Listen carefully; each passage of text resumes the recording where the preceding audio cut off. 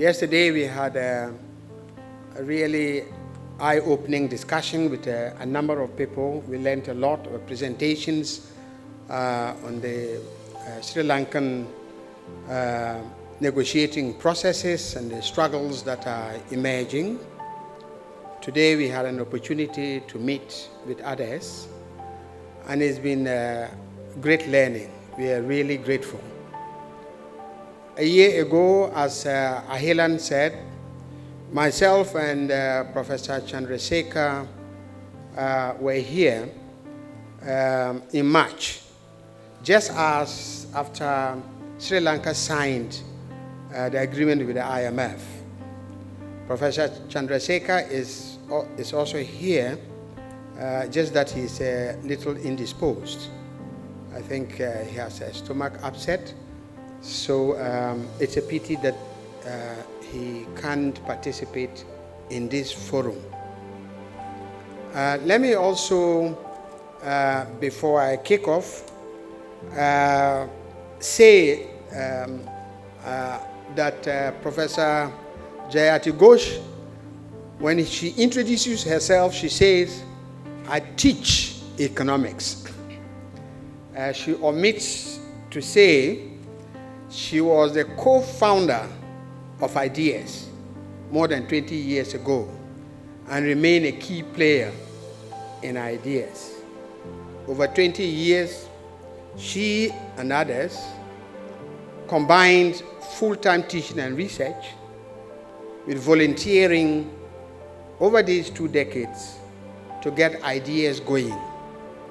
Today we can say Ideas has grown across the global south thanks to their efforts. So, Professor Ghosh, I shall always remind you that you are Ideas, in addition to teaching economics. So, last year in March, when we were here, just as I said, Sri Lanka had signed an agreement with the IMF, the 17th IMF agreement.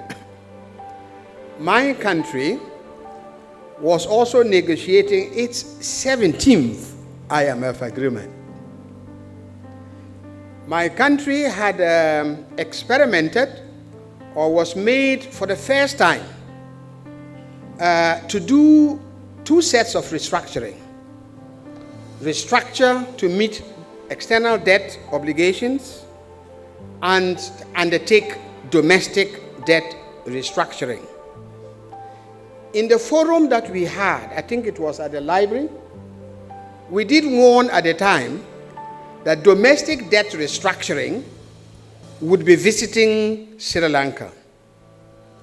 It did not take a long time before we heard that in fact Sri Lanka was made the second country to undertake domestic debt restructuring. So the 2 countries, my country and yours, since 2007, very rapidly accumulated international sovereign bond debt. Very rapidly. Sri Lanka has a higher per capita income than Ghana. Nevertheless, our debt structure is exactly the same. So, a poorer country, a slightly richer country, were both pushed into international sovereign bonds. And we are not the only 2. And we are not the only 2 suffering a debt distress.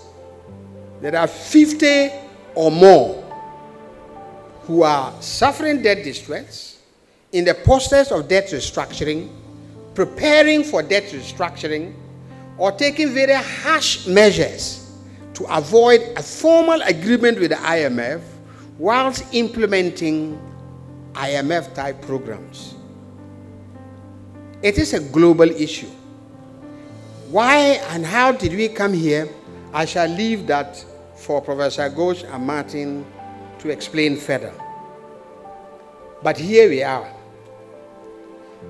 And austerity is not accidental to an IMF program and debt restructuring.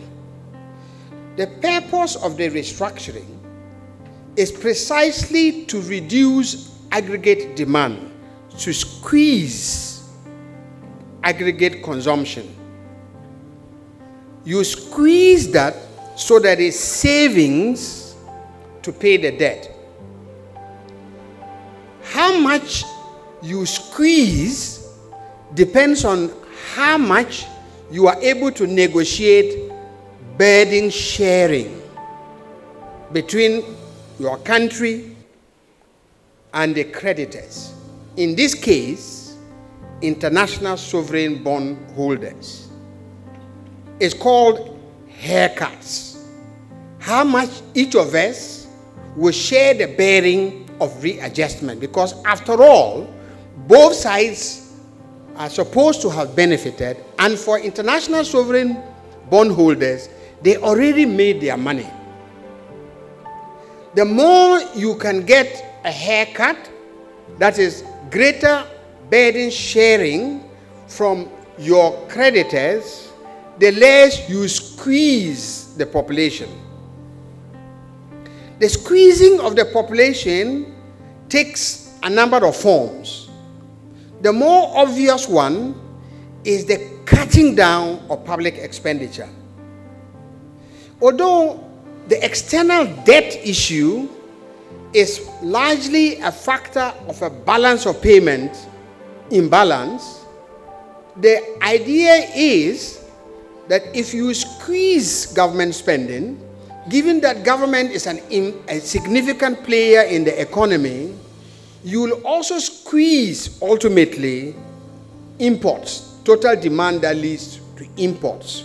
So you squeeze imports. So two things happen. You squeeze expenditure, but you squeeze imports.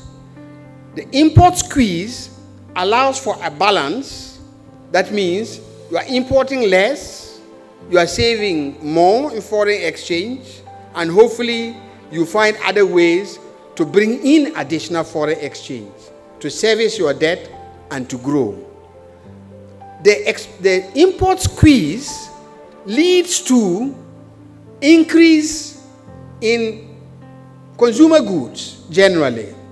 And if Sri Lanka is like my country, that is very dependent on imports for everything from sugar to shoes, then the less imports there is, the higher the prices.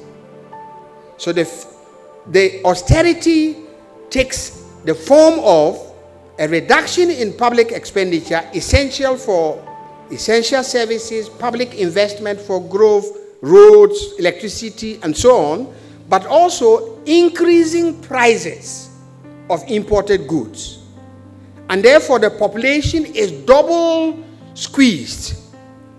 In the case of domestic debt restructuring, there's a third squeeze. The third squeeze, as has happened in Sri Lanka, is that the long-term savings are basically captured so the haircut goes there in order for debt to be repaid. In my country, we successfully campaigned against domestic debt restructuring borne by pension funds. But the haircut domestically is borne by our commercial banks. And that has a long-term impact on growth and investment for recovery. So where does the austerity come from? It comes from government cutting of expenditure. It comes from deliberate increases in prices of imported goods. It hits consumption, it hits employment, and it hits household savings.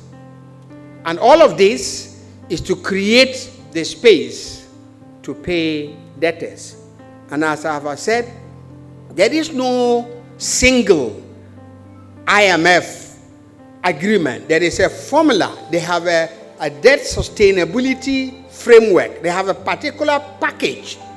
That package, as we will hear from Martin and others, can be contested.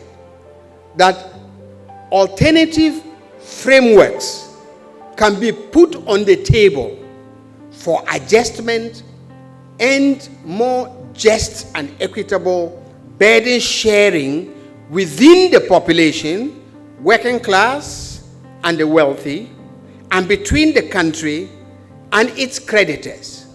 That sharing of the burden is at the heart of the negotiations that have got to take place. And when it is said that the pain today, which is austerity, that is, if the government accepts that there is a pain at all, that there is a benefit tomorrow, that benefit tomorrow is not certain. It depends on the nature of the adjustment.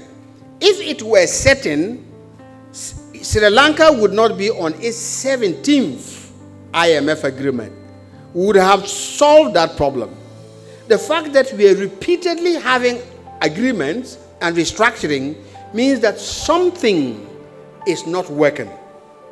And therefore, the pain can be reduced, it can be redistributed, and different mechanisms of adjustments are possible. And we will hear that a little bit more from Jayati and Martin. But this is a political process. It is not a purely economic process, because first and foremost, the IMF is not just a technical institution. It's an institution that serves the interests of private capital. It serves the interests of its main owners. And therefore, it is its interest to secure as much gains for its constituency as it is our interest to secure as much gains as possible for ourselves.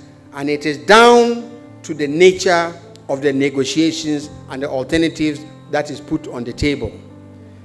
For working class people, it is the mobilization, organization, it is the protest, it's the collective voice, it is the insistence of a different formula of burden sharing, and the refusal to accept that the only alternative is doomsday is the only way that an IMF agreement, when renegotiated, can be fair. Thank you.